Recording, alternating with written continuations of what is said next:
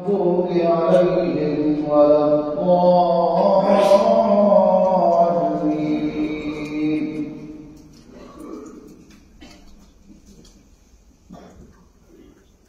ألف لام ميم.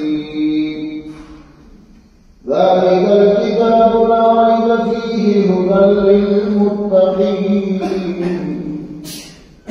الذين يؤمنون بالغيب ويقيمون الصلاة ومما رزقناهم ينفقون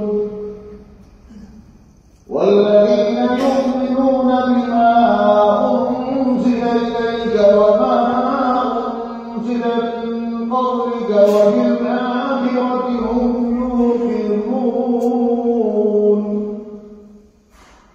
أولئك على هدى من ربهم وأولئك هم المفلحون. إن الذين كفروا سواء عليهم أأنذرتهم أم لم تنذرهم لا يؤمنون.